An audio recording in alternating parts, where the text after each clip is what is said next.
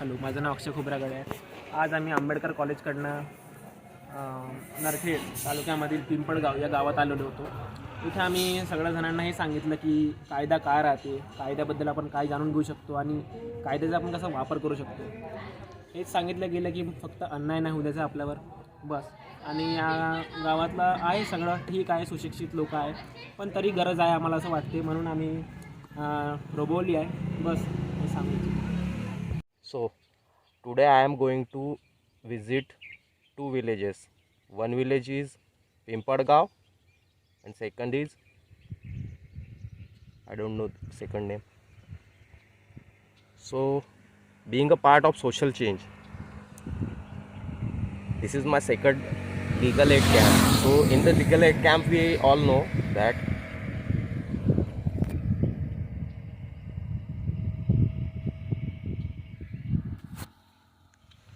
in the legal aid camp we all know that the fundamental human rights have to protected.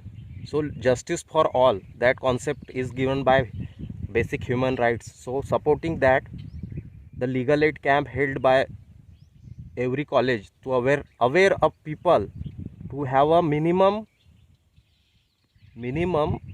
basic legal information to heal their justice. In today's situation justice are so expensive. So government of India gives a chance to deprived people to represent them in justice legal system. So they provide a legal aid camp to aware of peoples like SC, ST, OBC women, sorry, OBC not women.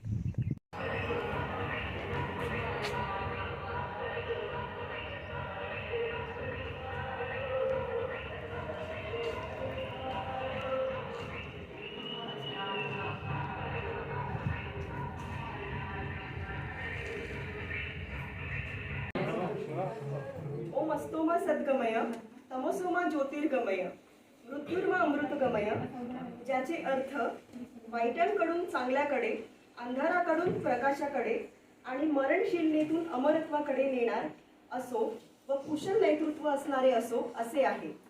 व्यासपीठावरील उपस्थित असलेले प्रतिष्ठित मान्यवर, कार्यक्रमाचे सर्व प्रमुख अतिथी, महाविद्यालयातील सरकारी प्राध्यापक वर्ग, उपस्थित बंधू भगिनींनो, उपस्थित विद्यार्थीगण यांचे मी आजच्या कार्यक्रमात मनपूर्वक स्वागत करते.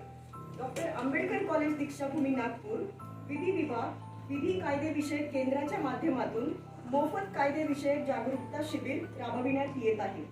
आपणास सांगण्यात अत्यंत आनंद होतो की नालसा म्हणजे राष्ट्रीय कायदेशीर सेवा प्राधिकरण च्या पॅन इंडिया जागरूकता अंतर्गत नरखेड तालुक्यातील पिंपळगाव व मोगरा या दोन गावाला विधी विषयक गरजेच्या पूर्ततेसाठी दत्तक घेतलेले आहे आणि या आजच्या कार्यक्रमाचे आयोजन केलेले आहे. या विधीमुळे समाजाचा विकास तर होतोच, पण मुलांच्या सर्वांगीण विकासाला सुद्धा चालना मिळते व लोकांमध्ये विधी विषयक जागरूकता निर्माण होते. आजच्या कार्यक्रमाची सुरुवात करूया. दीपपूजन संकल्पाकडून समृद्धीकडे मार्गक्रम करणे, तेजोमय पर्व प्रकाश पर्वातील आजचा मंगलदीप पूजेसाठी उजळणार. यासाठी मी आजच्या कार्यक्रमाचे अध्यक्ष व प्रमुख पाहुणे यांना विनंती करते की डॉक्टर बाबासाहेब आंबेडकर व भगवान गौतम बुद्ध यांच्या प्रतिमेला पुष्प अर्पण करावे ही विनंती.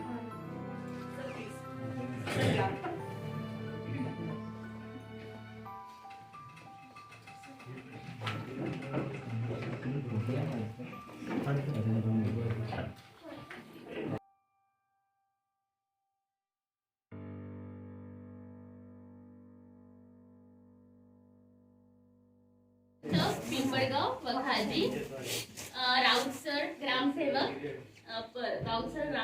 पोलीस पाटील चेतन कुमार कानडे, अतुल पंचभाई सर ग्रामपंचायत सदस्य, माजी सदस्य नरेंद्र ठाकरे, महादेव बारसकर, मधुकरराव देशमुख, ॲडव्होकेट बागडे सर आणि ॲडव्होकेट मानकर सर आणि समस्त मान्यवर ज्यांचे नावं मी इथे घेऊ शकले नाही त्यांना माझा सप्रेम नमस्कार. डॉक्टर बाबासाहेब आंबेडकर आणि तथागत गौतम बुद्ध यांच्या प्रतिमेला वंदन करून मी तुमच्यासमोर आमचे जे कॉलेजचं लीगल एड केंद्र आहे, ज्याला आम्ही म्हणतो विधी सल्ला केंद्र, त्याबद्दल माहिती देऊ इच्छिते आणि आम्ही तुमच्या गावापर्यंत का आणि कशासाठी पोहोचलो त्याबद्दलही मला इथे माहिती द्यायला आवडेल. सर्वप्रथम नरखेड गावाच्या सगळ्या मंडळींचं मला आभार मानायचे आहे की आम्हाला ही सुवर्ण संधी लाभली. पॅन इंडिया अवेअरनेस प्रोग्राम म्हणजेच पॅन अवेअरनेस इंडिया मोहिमे अंतर्गत गावं दत्तक घेणे ही संकल्पना मांडली गेलेली, ज्यामध्ये गावामध्ये माहिती, कायदेविषयक माहिती, अधिकाराविषयी माहिती हा सगळ्या प्रकल्प आणि शासकीय ज्या योजना त्याची माहिती आम्ही ग्रामस्थापर्यंत पोहोचू शकू, ज्यामध्ये मुख्यत्वे करून मुलांचे अधिकार, बायकांचे अधिकार, तसेच बाकीचे जे स्कीम गव्हर्नमेंट स्कीम ज्याला म्हणतो आपण शासनाच्या स्कीम असतात त्या माहिती आम्ही तुमच्यापर्यंत पोहोचू शकू. त्यासाठी आम्ही नरखेड या गावाची निवड केली आणि आम्हाला सार्थ अभिमान आहे की आम्ही नरखेड गावात आज येऊ शकतो. आमचे सगळे विद्यार्थी मित्रमैत्रिणी आज इथे आलेले आहे. हा जो छोटेखानी औपचारिक कार्यक्रम आहे उद्घाटनाचा, पण ह्याच्यानंतरचं खरं काम सुरू होणार आहे ते म्हणजे तिथे आम्ही सर्वे करणार, आमची मुलं सर्वे करणार. इथे माहिती देणार तुम्हाला बाल अधिकार, महिला अधिकार आणि तसेच तुमच्या जे काही लीगल एड आहे. आम्ही बाहेर तुमच्या शाळेच्या जे बॅनर्स लावलेले आहेत त्यामध्ये बरीचशी विस्तृत माहिती दिली गेली आहे. ती सगळी माहिती अधिक चांगल्या प्रकारे आम्ही सर्वेच्या माध्यमातून घेणार, आमची मुलं घेणार. तुमची काही समस्या असेल ते आम्हाला कळेल आणि त्यातून मुलं आमची त्याची नोंदणी करून राज्य विधिकरण सेवा केंद्राला, त्याला मी लीगल एड सेल आहे डिस्ट्रिक्ट कोर्टाचं, त्यापर्यंत पोहोचवायची आमची जबाबदारी राहणार. तर मुख्य उद्देश डॉक्टर आंबेडकर कॉलेजच्या विधी सल्ला केंद्राचा हाच आहे की वेळोवेळी आम्ही लिटरसी कॅम्प म्हणजे तसेच legal aid camp, literacy camp जे घेतो ते जनमानसात पोहोचण्यासाठी घेतो, जनमानसात त्यांचे अधिकार सांगण्यासाठी घेतो. सामाजिक, आर्थिक अधिकार आणि सामाजिक न्याय हे ब्रीदवाक्य आहे जिल्हा सेवा प्राधिकरणाचं, त्याच्या माध्यमातून आजचा हा कॅम्प आम्ही इथे आयोजित केलेला आहे. ह्यानंतर दुसरी महत्वाची गोष्ट म्हणजे लीगल एड हा असा मुद्दा आहे की तो सर्व ठिकाणी बघितला जातो, वाचल्या जातो आणि ऐकला जातो. म्हणजे कसं, तुम्ही रेडिओवर ऐकता, बातम्यांमध्ये टीव्हीवर बघता आणि तुम्ही असे डिस्ट्रीब्युशन होतं, पॅम्पलेट डिस्ट्रीब्युशनच्या माध्यमातून तुम्हाला ह्या गोष्टी ऐकिवात असतात, पण ते खरंच जनमानसात पोहोचतंय का? जे गरजू आणि गरीब आहे त्यांना ह्याची माहिती आहे का? हे त्यांच्यापर्यंत पोहोचतंय का? आणि त्यांना त्यांचे अधिकार माहिती आहे का? त्यांना असे किती लॉज झालेले आहेत त्याबद्दल माहिती आहे का? हे आम्हाला ह्या छोट्या कॅम्प मधनं जे आम्ही गावात करतो आयोजित त्यातनं कळतं आणि त्यासाठी हा आमचा प्रयत्न राहणार की सर्वात आधी तुम्हाला तुमचे कायदे काय, तुमचे कायद्यासाठी कोणते कायदे बनवलेले आहेत, तुमच्यासाठी कोणते न्याय दिलेले आहेत, तुमचे काय अधिकार आहेत तुम्हाला माहिती असायला पाहिजे. ज्यामध्ये मुख्यत्वे करून बाल विकास, महिला विकास आणि जे तळागाळातील लोक आहेत ज्याला आपण म्हणतो गरजू आणि ग्रामपंचायतीसाठी आपल्या शासनाने आणि आपल्या सरकारने अशा कोणत्या योजना आणि असे कोणते कायदे केलेले आहेत त्याची माहिती आम्ही ह्या माध्यमातून तुम्हाला देण्यात येणार आहे आणि तुमचं सहकार्य लाभेलच अशी मी आशा करते. आमची सगळी मुलं जी नागपूरहून आलेली आहे विद्यार्थी आणि विद्यार्थिनी हे फार उत्सुक आहे तुमच्या सोबत तुमच्याबद्दल सर्वे करायला.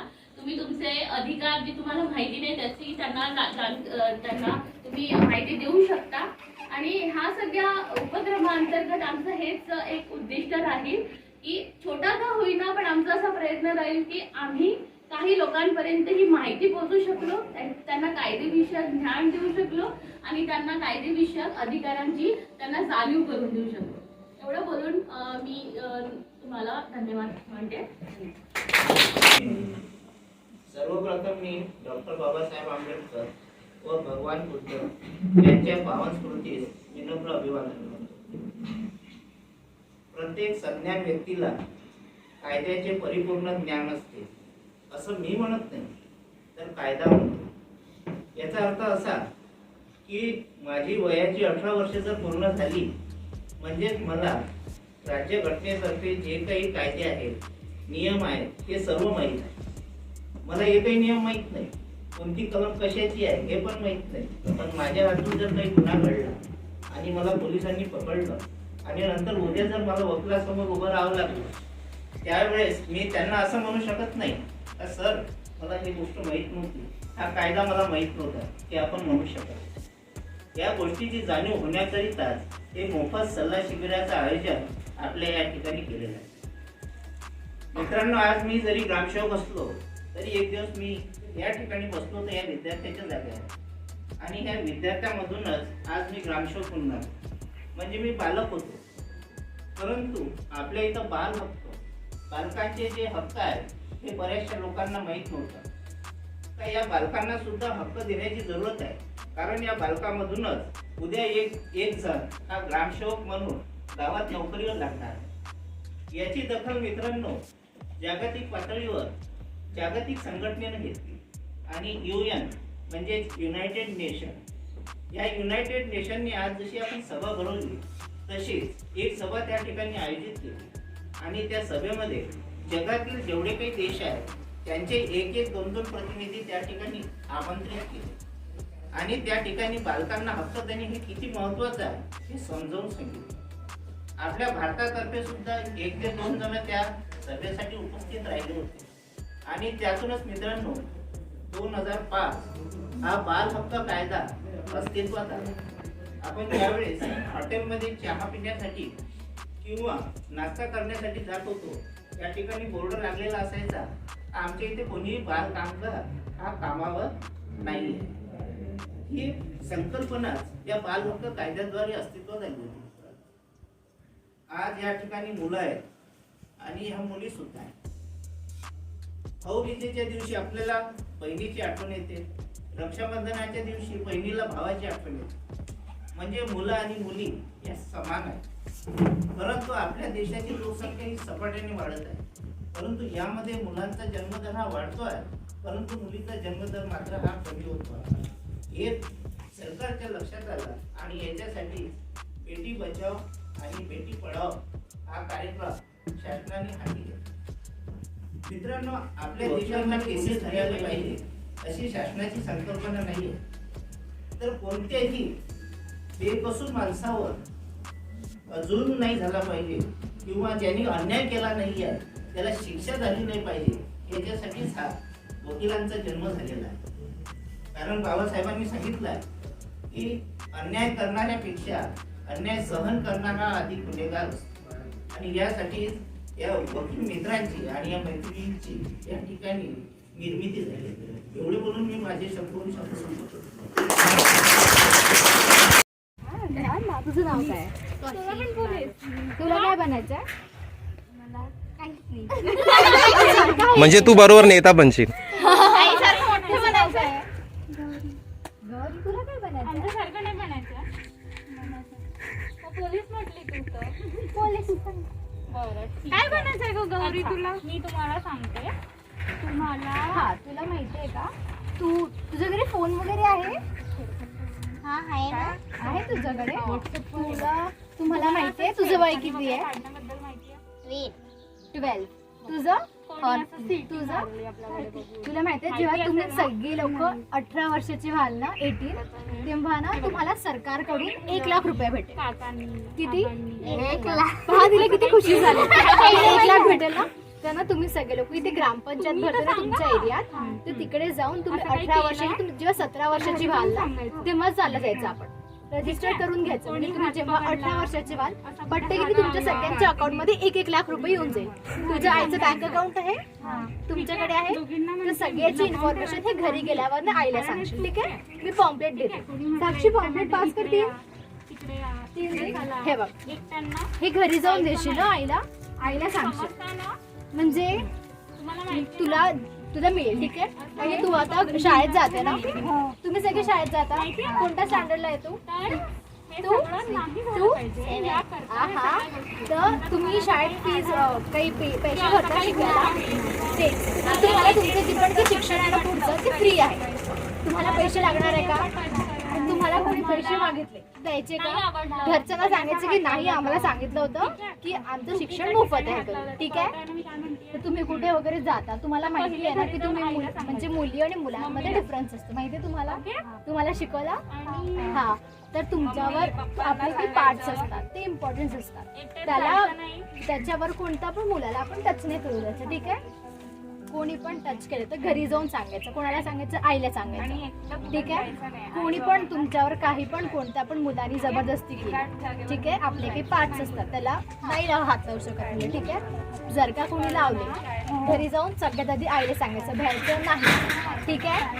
कारण की आपण त्या मुलाला नंतर कंप्लेंट करू शकतो. त्या मुलाला आपण पोलीस कंप्लेंट वगैरे करू शकतो. मुलगा म्हणा किंवा कोणी काका म्हणा, मामा म्हणा, कोणी पण माणूस असेल ना, त्यांनी जर का असं काही केलं तर प्रत्येकाने जाऊन आपल्या आईला सांगायचं. कारण की पण चुकीचं करतं, हे चुकीचं आहे ना. तुम्हाला शाळेत शिकवलं असेल ना, हे चुकीचं होऊ नये द्यायचं आपल्यासोबत. ते पण काय सांगितलं, डायरेक्ट आपल्या आईला जाऊन सांगायचं. त्याच्या खिलाफ आपण पोलीस कंप्लेंट करू. ठीक आहे? कोणी पण, आजोबा असो, कुठे पण, आणि माणसांसोबत दूर राहायचं. म्हणजे ठीक आहे? असं काही केलं तर घरी सांगायचं. इन्फॉर्म तुला वेळ सांगायचं. सगळ्यांनी कळलं? तुला कोणी लहान बहीण वगैरे आहे? किती वर्षाची आहे? आणि बघा तुमच्यासोबतच असलं अच्छा, तू तिला पण म्हणशील काय? काय सांगशील तू? तुला ती किती वर्षाची होईल तेव्हा द्यायचं? हा, 18 वर्षाला मी 17 वर्षाला जाऊन पट्ट किती बँक अकाउंट वगैरे देऊन द्यायचे सरपंचाला. ठीक आहे? लपवून असं काही पण लपवून काय होणार आहे? काय होणार आहे का? घाबरायचं पण नाही. कोणाला ठीक आहे? नाही. की मी आता कोणाला आणि तुम्हाला माहितीये तुझे बाबा काय करतात? सरळ सांगायचं नाही असं वाटलं की कोणी आपली गोष्ट ऐकत नाहीये. हा, तर पहा, तुमच्याकडे शेती असेल सगळ्यांकडे, तर तुमची जी शेती आहे ना, ती शेती तुम्हाला पण भेटेल. हे नरखेडचं ठीक मंदिर आहे? बघ. प्रॉपर्टी असते ना, ती तुम्हाला पण भेटेल सगळ्यांना. तर आधी फक्त मुलांनाच भेटायची ना, बाबांची प्रॉपर्टी फक्त मुलांनाच भेटायची, पण आता ते तुम्हाला पण भेटेल, मुलींना पण भेटणार आहे आता. ठीक आहे? त्याच्यामुळे ते पण मागायचं आपण. तर सगळं काही ते दिलंय तुम्हाला. जर का कोणता घरी कोणती पण काही पण प्रॉब्लेम असेल ना, तर पहा, तुम्ही नरखेडला राहतात ना, हे बघा, या नंबरवर फोन करायचा. ठीक आहे? काही लागलं तर ठीक आहे, घरी जाऊन सांगशील. 18 वर्ष लक्षात राहील. चल, बाय बाय बाय बाय. काय वाटते तुम्हाला? म्हणजे तुमच्या प्रतिक्रिया द्या ना, कसं वाटत आहे? जे ग्रामपंचायतचे सदस्य होते ना, सभासद, त्यांनी सांगितलं लॉ कॉलेजचे स्टुडंट आलेले आहेत आणि तुम्हाला त्याच्याविषयी माहिती दिली, लॉविषयी तुम्हाला त्यावर ज्या काही आपत्ती येईल, तुम्हाला जो भविष्यामध्ये वकील करावा लागतो, तर त्याला भरपूर पैसे मोजावे लागते. पण आता असं होईल की तुम्ही तुमची जे तक्रार आहे ती पंचायत समितीमध्ये नोंद केली तर त्या लोकांतर्फे तुम्हाला वकील मिळण्यात येईल आणि फ्री मिळेल असं सांगण्यात आलं. आता जे इथे सेमिनार झाला समजा छोटासा, त्याच्यामध्ये आम्हाला काही कळलं नाही. त्याच्यावरती गेला त्यांनी आम्हाला प्रश्न विचारले की तुम्हाला याची माहिती आहे का, त्याची माहिती आहे का, म्हणजे तुम्ही व्हॉट्सअप अदर काही. सरकारपर्यंत आम्ही पोहोचवणार आहे की म्हणजे काही लोकांनी नाही माहिती, तुम्हाला माहिती की नाही माहिती, त्याच्याबद्दल सर्वे होता ऍक्च्युली. आणि म्हणजे जसं आम्ही महिलांसाठी आणि मुलांसाठी कायदे सांगत होतो ऍक्च्युली, थोडी बहुत जे असतात ते. तर ऍक्च्युली जसे मुलींना फ्री शिक्षण असतं, तसं कोणती पण मुलगी जेव्हा जन्माला येईल, म्हणजे आता मुलांची खूप जास्त आहे, मुली जास्त आहे, मुली कमी आहे. तर आता सरकारने म्हटलं बेटी बचाव बेटी पढाव. तर ज्या पण आता कोणती पण नवीन मुलगी जन्माला येईल, तिला सरकार 18,200 रुपये टाकणार आहे त्यांच्या अकाउंटला. पण आता समजा आपण सरकारी स्कूलमध्ये ऍडमिशन घेत आहे तर मन मुलींना मिळते. पण आता काय करू राहिले, काही पॅरेंट्स लोक मुलांना हाय शिक्षण देऊन राहिले आहे, मग त्याच्यामध्ये ना आपल्याला स्वतः स्कॉलरशिप वगैरे भेटते त्याच्यात पण नाही ना. आता माझी मुलगी 1 लाख, तिला स्कॉलरशिप नाही मिळत, एज्युकेशन आहे. म्हणजे कसं आपल्याला अदर झाले म्हणजे आता बघा, हे बेसिक एज्युकेशन आहे. म्हणजे अगदीच तुमची मुलगी काहीच न शिकण्यापेक्षा तुम्हाला तिला बेसिक एज्युकेशन फ्री करा. कारण खूप सारे घराचे असतात ना, म्हणजे जे अफोर्ड नाही करू शकत, पैसे नाही देऊ शकत शिक्षणासाठी, तर ते एकदम असेच नको राहायला. त्यांना निदान म्हणजे काही शिक्षण आणि त्यांना तेवढं नॉलेज पाहिजे की ते पुढे अजून काही करू शकतात. हे शाळेमध्ये आता आहे. इथे 10वी होऊन जाईल ना, तर 10वी नंतर स्कॉलरशिप भेटेल. हे तर अगोदर पासूनच चालू होतं ना हो स्कॉलरशिप. नाही, पण 10वी नंतर स्कॉलरशिप भेटेल उच्च शिक्षणासाठी. आणि जर का ती म्हणजे मेरिटमध्ये येते, जर का अबव्ह 95 वगैरे क्रायटेरिया असतो त्यांचा, जर का तुम्हाला तेवढं असेल तर तुम्हाला पुढचं शिक्षण फ्री असेल. तसं ही 10वीमध्ये 95% काही मार्क मिळवले तर हिला 11वी 12वी फ्री होईल. मग 12वीमध्ये परत हिला स्कॉलरशिप भेटेल सरकारकडून. म्हणजे पुढचं हिला जे पण काही करेल, डॉक्टर, इंजिनियर, लॉ वगैरे त्याच्यासाठी अजून तिला स्कॉलरशिप भेटेल. जेव्हा तिला त्याच्यात चांगले मार्क मिळाले नंतर तिला कुठे पोस्ट ग्रॅज्युएशन करायचं तर त्याच्यानंतर मग भेटेल. 10वी पर्यंत स्कॉलरशिप नाही भेटत. 10वी पर्यंत भेटतं. हां दर महिन्याला अच्छा आहे ना, तर किती हो मुलींना तर free आहे.